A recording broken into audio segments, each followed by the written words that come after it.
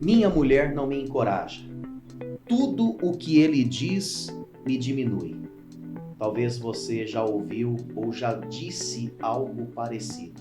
A partir dessas frases, nós vamos hoje conversar sobre o assunto encorajamento. Seja muito bem-vindo ao mais um podcast, né, meu amor? Olá, meu amor. Olá, queridos. É isso aí. E hoje nós vamos ler o texto de Juízes, capítulo 4, o versículo 8, que diz assim: Baraque disse a ela: se você for comigo, irei, mas se não for comigo, não irei. Aqui Baraque estava se referindo, né, a Débora, e Exato. é na história dela que a gente vai falar um pouquinho sobre esse tema, porque Débora foi uma mulher que encorajou, não só Baraque, não só um capitão, mas ela encorajou toda uma nação, né, todo um povo para seguir na vontade de Deus, né, naquilo que Deus tinha preparado para eles. Ela despertou líderes de praticamente todas as tribos de Israel para se unirem a Baraque naquela batalha, né? E isso é de fato uma postura de encorajamento, porque você inspirar alguém para uma festa é uma coisa, é ou não é? Sim. Você encorajar alguém para fazer coisa errada também não é tão difícil. Agora, você como uma mulher, você como um homem, ter essa graça de Deus de encorajar uma família, porque você sabe que você vai passar por uma batalha e vocês têm que estar juntos. E vamos falar a verdade, o nosso dia a dia é realmente a realidade, até uma redundância aqui, mas é a realidade de matar um leão por dia. Né? E se nós não nos encorajarmos mutuamente, aí, quer dizer, a gente começa a dar murro em ponta de faca, a gente começa a jogar contra o próprio time, a fazer gol contra. Então, quando eu não encorajo, eu estou fragilizando as pessoas que estão ao meu redor. E isso não é verdade só para a família, né? Isso é verdade para o contexto da empresa, o patrão encorajando os colaboradores, colaboradores encorajando os seus líderes, né? Por quê? Porque encorajamento é algo divino. Validação, nós vamos falar sobre isso aqui, palavras de afirmação, posturas que promovem o outro, isso é algo extremamente cristão, né? Isso o pastor Emerson dizia esses dias numa reunião pastoral lá, que ser cheio do Espírito é você conseguir promover o outro. Talvez não tenha uma atitude que reflita mais essa plenitude do Espírito na vida de uma pessoa do que você ter a graça, a humildade, a dignidade e a honra de reconhecer até os pontos nos quais o outro é melhor que você. Sim. Não é verdade? É lindo isso, né? E a gente consegue isso em Deus mesmo, né? Porque a gente vê muitos casais nessa questão de um querer diminuir o outro. Parece que o outro tem que ser menos para você ser mais. Isso é muito triste. E quando a gente assume essa postura de ser um encorajador, estar mesmo em Deus, Senhor, me ajude a ser inspiração, a encorajar o outro. É lindo porque o casal, a família cresce junto. Né? E aí a gente tem que partir do seguinte princípio. Nada encoraja mais a família do que posicionamento que interrompe falhas graves. Ou pequenas falhas que vão gerar grandes rombos. No contexto dos juízes, e Débora, com Débora não foi diferente, o que acontecia? Deus levantava um juiz, esse juiz orientava a nação, chamava a nação para um arrependimento. Então havia mudança de postura. Ele encorajava essas pessoas e Deus, então, promovia, estabelecia um tempo de paz. Ou seja, não há verdadeiro encorajamento enquanto há uma teimosia em práticas erradas. Sim. Antes de encorajar com palavras, eu preciso encorajar as pessoas que estão ao meu redor com a minha postura. Então, o juiz, Débora, ela encorajou não só Baraque, mas uma nação. Por quê? Porque, inclusive, ela disse para eles o que estava errado. Agora, nem sempre a gente vê como encorajamento uma palavra de correção. Falar a verdade. Assim. O falar a verdade. E pode ser a mais poderosa arma para você alinhar uma família. Então, é isso. E às vezes pode ficar redundante em vários podcasts que a gente tem falado sobre algumas coisas, mas é a questão do saber falar. A gente tem falado muito isso aqui. né? Mas é porque é uma verdade. A gente precisa aprender a ouvir e aprender a falar, né? Quando eu quero encorajar o outro, eu tenho que ter o cuidado como eu vou falar isso, para não vir como algo de julgamento, de acusação. Porque às vezes o outro não vai entender, mas o outro também é saber ouvir e entender que ele está querendo me ajudar. Então a gente precisa buscar isso, né? O saber falar. A figura do juiz aqui pode ser mal interpretada. Porque Débora era uma juíza. Mas, antes de julgar os atos dos outros, ela julgava os seus próprios atos. E o juiz, ele tem que mediar. Ele tem que ouvir as partes. Ele precisa ponderar antes de dar o seu veredito. Então, isso vem ao encontro do que você está dizendo. Não é deixar de falar a verdade, mas é falar no poder do Espírito. Isso. É falar em amor, é ensinar em amor. Não é? Isso, de fato, encoraja. A própria palavra grega para exortação, ou mesmo admoestação, ela tem na sua raiz esse significado. Não é de você acabar de matar aquilo que está semi-morto. Não, quando você corrige, você está querendo gerar vida. Você corrige em amor, é para levantar. E isso tem a ver com encorajamento. Aí, meu amor, eu quero fazer uma pergunta para você. Se você quiser pedir ajuda para os universitários, nós temos aqui a produção hoje está maior, então eles estão aí à disposição, né? Mas fala para mim, com o seu coração de mulher, né? O que encoraja uma mulher? Eu vejo assim, dentro de alguns aconselhamentos que a gente tem feito, alguns acompanhamentos, o que as mulheres, e a gente percebe, o que faz a diferença, o que nos encoraja? Eu acho que primeiro é a presença, né? A presença da pessoa ali com a gente. Olha, eu estou aqui com você. É o saber, a pessoa estar ali disposta a ouvir a sua verdade, a ouvir o que você está sentindo sem julgamento. Então, eu acho que isso que nos encoraja é saber que eu tenho alguém com quem eu possa abrir o meu coração, de verdade. É poder ser sincera, é falar, olha, realmente é o que eu sinto, tá desse jeito, tá difícil, tô me sentindo assim. E aí abrir, sem o outro vir com um monte de pedra em cima de você, mas ele só ouvir. Às vezes eu só quero que a pessoa me ouça, né? Eu acho que a questão das palavras, como é gostoso ouvir do outro um elogio, o carinho, né? Acho que o tratar bem, né? Não usar palavras ríspidas, não gostou de algo, é saber como falar.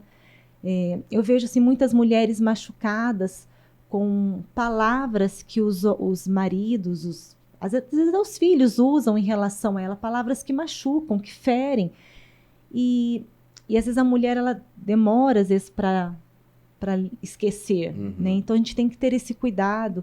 Então os homens, tenham cuidado com o que você está falando, as palavras que você está falando para sua esposa, para os seus filhos, né? Eu acho que o amor, atitudes de amor, eu acho que tudo isso que eu falei da presença, as palavras, mas o cuidado, o estar presente ali fisicamente, mas eu senti que você está como completo, porque às vezes o homem está só ali, mas está no celular, está fazendo outra coisa. Muito prático, né? Então, são pontos. O que vai me encorajar? É isso, é saber que ele realmente está ali para mim, né? Fisicamente, mas emocionalmente. Algo que me encoraja muito é quando você ora por mim, né? Essa questão, olha, vamos sentar aqui agora e vamos orar. Né, vamos orar juntos. Eu sei que você ora por mim em outros momentos, mesmo quando a gente não está junto. Então, acho que isso é algo que nos encoraja. Quando oramos em família, isso me encoraja, porque eu vejo a nossa família crescendo em, que eu digo, em Deus mesmo, né? Estamos nos fortalecendo em Deus. Eu acho que então tudo isso, acho que tem mais coisa, claro que tem mais coisas, mas acho que esses são alguns pontos principais, né? A oração. Ore pela sua esposa, né? Declare palavras de bênção sobre a vida dela. Ame, seja presente mesmo. E palavras, atitudes de amor. E para o homem, agora eu lanço a pergunta para você. E para o homem, o que é preciso para encorajar os homens? Só antes de responder, né, pegando um gancho na sua fala, é importante que quem está nos acompanhando saiba que, assim, na realidade do casal, não tem uma autoridade espiritual maior sobre a vida da esposa do que o marido, Sim. sobre a vida do marido do que a esposa, sobre a vida dos filhos do que os pais, né? E é importante que essa hierarquia, ela também seja vista sob o espectro espiritual, em outros níveis de relacionamentos sociais. Porque se Deus colocou pessoas sob a sua responsabilidade, até mesmo no trabalho, se você lidera pessoas, ainda que não seja num contexto religioso, você não caiu ali de paraquedas. Uhum. Você é uma autoridade sobre essas pessoas. Então ali, espiritualmente falando, você é mais incisivo, é uma arma mais poderosa que qualquer pastor, qualquer padre. Dentro da sua casa, o marido, a esposa são autoridade espiritual, e se ambos não orarem um pelo outro, o pastor pode orar, o padre pode orar, a irmã fulano de tal pode orar, mas de certa forma vai ficar desguarnecida ali. A guarnição não vai ficar completa, porque quem precisa estar praticando isso não está praticando. Então, quando você falou da oração, eu me lembrei disso, né? Sobre essa questão do exercimento da autoridade. Ah, mas eu não tenho jeito para orar. E aí o diabo ele vai tentar falar para o homem ou para a mulher, você não tem dignidade, você não tem mérito para orar. Quem é você? Não, você precisa ter um pastor orando. Tá bom, é importante ter autoridades espirituais que velam pela nossa alma, mas e você? Assuma a autoridade, do seu jeitão mesmo. Mesmo sem saber articular orações com uma linguagem religiosa, mas é a sua voz que vai fazer calar a voz do inferno dentro da sua casa. Porque o que Deus quer não são palavras bonitas, gente. O que Deus quer é a sinceridade do teu coração. E oração é isso, é você ser sincero para Deus. E oração é essa intimidade que você tem com Deus como seu pai. Porque com o pai a gente conversa, a gente abre o coração, a gente... É uma conversa, e é isso que Deus quer da gente. Né? Eu acho que no fundo, meu amor, o homem ele é ainda mais sensível do que a mulher no que tange ao encorajamento. Né? Por exemplo, eu acho que o homem ele precisa mais de palavras de afirmação. Ele precisa se sentir mais útil do que a mulher precisa se sentir útil. Eu creio que ele precisa se sentir mais respeitado. Né? É fato que quando você me promove, e você é especialista nisso, né? Quando você me promove com palavras, quando você demonstra de uma forma prática que respeita meu lugar, né? Decisões, a minha posição, o ministério que Deus nos confiou. No meu caso, né? Isso é muito importante, a sua presença, exercendo o ministério comigo, não significa que isso aconteça em todos os casos, mas no nosso caso Deus tem nos permitido exercer o ministério pastoral conjuntamente, né? E talvez isso, eu não sei se eu já te falei, talvez essa seja uma oportunidade boa para dizer, né? Mas até no púlpito, quando, por exemplo, eu não vejo a Marusa ali na plateia, para mim já é diferente. Por quê? Porque eu sei que tem alguém ali que, diferente de qualquer pessoa, está ali conectado. É uma aliança espiritual muito mais forte do que qualquer outro pastor, né, com quem eu me relaciono ali, ou qualquer outra pessoa. Então, são de fato presenças, muitas vezes silenciosas, mas poderosas na nossa vida. Então, eu vejo que isso fortalece um homem. Foi o que aconteceu com Baraque, né? Ele disse, olha, eu só vou se você for comigo. Foi impressionante. Eles não eram um casal, né? Ela era uma juíza e ele era um capitão, mas ele falou, olha, se Deus te falou isso aí, então você vai comigo, porque é a maior prova de que realmente Deus vai nos trazer a vitória. Então, eu vejo que se para a mulher é a questão da segurança e do amor, a certeza disso, para o homem é mais essa questão da utilidade e do respeito, né? E, pela graça de Deus, eu vejo que nós temos crescido, né, nesse quesito. Não somos perfeitos, mas podemos nos encorajar mutuamente. Não é mesmo? É verdade. Eu espero que você seja um instrumento de encorajamento na vida de pessoas. Porque encorajando pessoas, você também é encorajado. Quantas vezes a gente vai para abençoar e sai muito mais abençoado? Então não retenha elogios, não seja econômico nisso, mesquinho nisso, não é?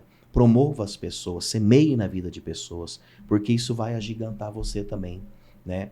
Quando você compartilha, você só cresce com isso e você faz com que pessoas também cresçam. Eu me lembrei, né, uma figura que eu quero mencionar aqui, do próprio pastor Silas, né, que foi quem Deus usou para nos trazer para Londrina.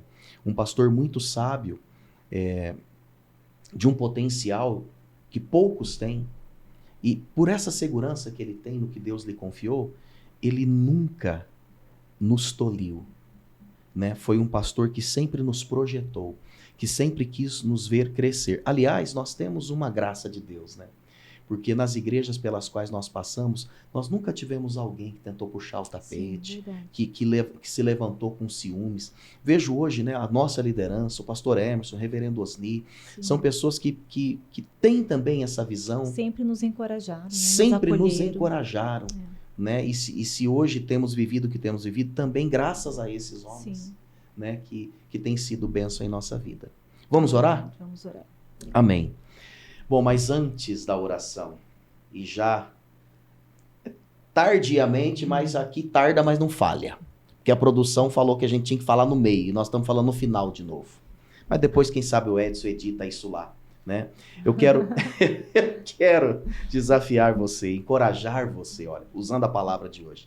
Eu quero encorajar você a acompanhar outros materiais que temos produzido, cursos que temos oferecido, a investir nesse canal com o seu tempo e do jeito que Deus preparar para que você também seja um multiplicador desse encorajamento na vida de tantas pessoas. Então é sempre bom não só acompanhar até o final, curtir, colocar aí o seu like, o seu comentário, seja aqui no canal do YouTube, seja nas nossas redes sociais, e compartilhando esse material para que de fato tantas outras pessoas sejam abençoadas. Vamos orar. Pai, obrigado, Senhor, por esse tempo. Nós te agradecemos porque o Senhor tem sustentado a nossa vida e o Senhor é a nossa maior fonte de encorajamento. Queremos beber das tuas águas, queremos nos fortalecer na tua palavra e queremos pedir hoje perdão por aquilo que praticamos e que tem enfraquecido, que tem desanimado e não encorajado as pessoas que caminham ao nosso redor. Quem sabe a teimosia em certos comportamentos, quem sabe falsas promessas. Queremos te pedir perdão e hoje assumir posicionamento diante do Senhor. Queremos ser instrumentos de encorajamento nas palavras, nas ações, nos sentimentos, e que assim o teu nome seja glorificado, Pai. É a nossa oração. Agradecidos em Cristo Jesus. Amém e amém. Deus abençoe você. Até a próxima. Deus abençoe, queridos, e que o Senhor use a sua vida para encorajar outras pessoas.